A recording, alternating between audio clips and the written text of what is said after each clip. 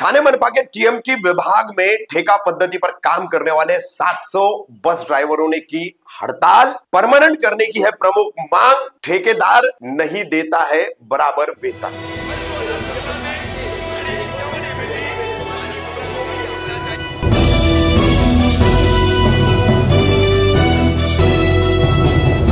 रफीक कामदार Hindustani reporter में आपका स्वागत है। मंगलवार 17 दिसंबर सुबह 4 बजे से ठाणे के आनंद नगर परिसर के ठाणे मनपा के परिवहन विभाग के टीएमटी ठाणे मनपा म्युनिसिपल कॉर्पोरेशन ट्रांसपोर्टेशन जो है उसके अंदर काम करने वाले ठेका पद्धति पर यानी कॉन्ट्रैक्ट बेस पर एक कॉन्ट्रैक्टर है, उसके द्वारा ये तमाम नियुक्त किए गए 700 बस ड्राइवर इन्होंने हड़ताल शुरू कर दी।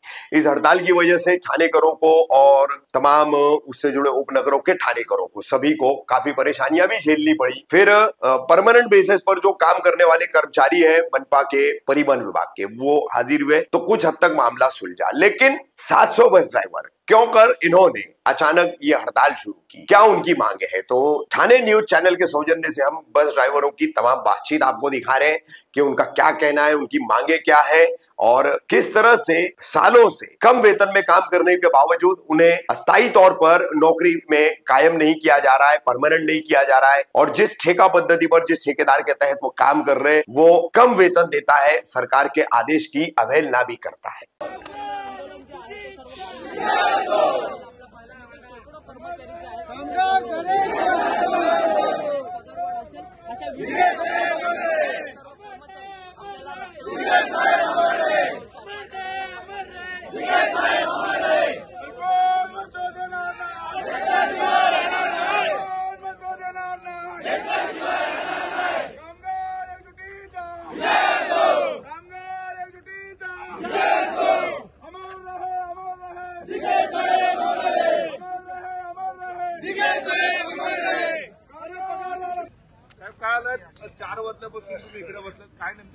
साहेब, आम्ही 2016 पासून चालक इथे कार्यरत काम करत आहोत।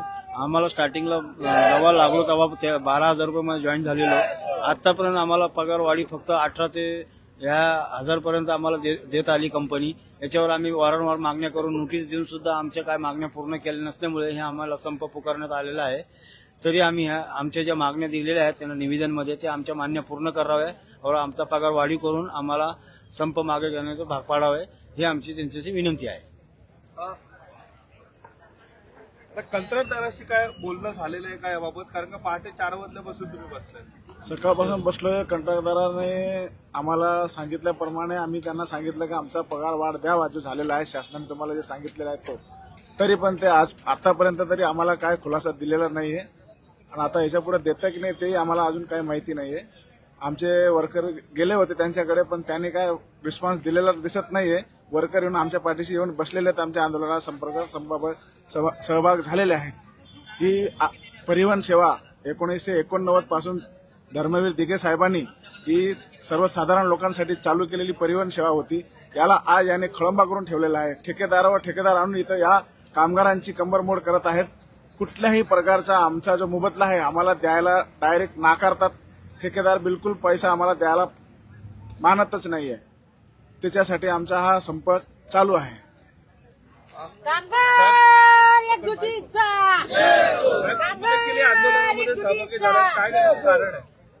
वारंवार हे ठेकेदार जे आहेत महापालिकांना जो पगार मंजूर होतो पण ह्या कामगारांना देत नाहीये। मागे पण हे जे कामगारांनी आंदोलन केलं होतं तेव्हा पण त्याची प्रमुख मागणी हीच होती की त्यांना पगार वाढ हवंय।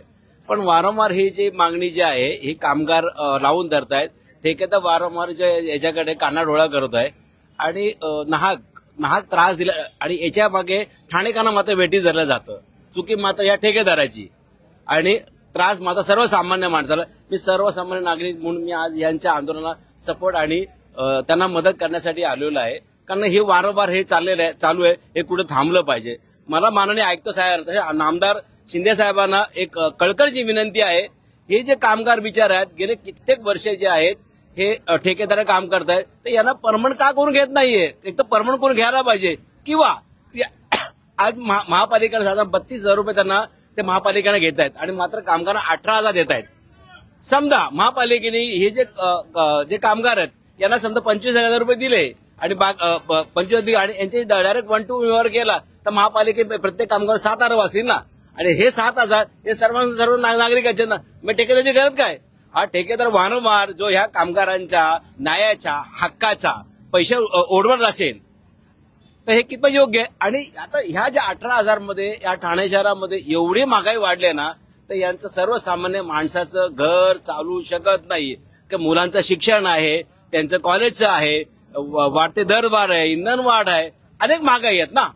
आणि हे कुठं थांबलं पाहिजे ना कुठेतरी. आणि यांच्या चुकीमुळे ठाणेकरांना वारंवार त्रास देत असेल तर ह्या जो ठेकेदार आहे, सिटी लाईफ ठेकेदार जो आहे, यांना ब्लॅकलिस्ट करावं. अन्यथा आम्ही काही दिवस यांच्या विरोधात उपोषण बसण्याशिवाय आम्हाला पर्याय नाहीये. आणि उपोषण हा आमचा हक्क आहे आणि तो आम्ही या कामगारांच्या न्याय हक्कासाठी आम्ही तो हत्यार उपसणार. कामगार एकजुटीचा पहाटे 4 वाजल्यापासून बसलाय. महानगरपालिकेचा कोण एखादा अधिकारी किंवा प्रशासन तुम्हाला भेटून गेलाय का? महापालिकेचे अधिकारी आलेले, त्यांनी जो आम्हाला तोडगा सांगितला तो आम्हाला मंजूर नाहीये म्हणून ते परत गेले. पण ठेकेदारातर्फे अजून कोणीही आलेलं नाहीये. त्यांचे कोणीच आम्हाला विचारपूस करायला आलेलं नाहीये.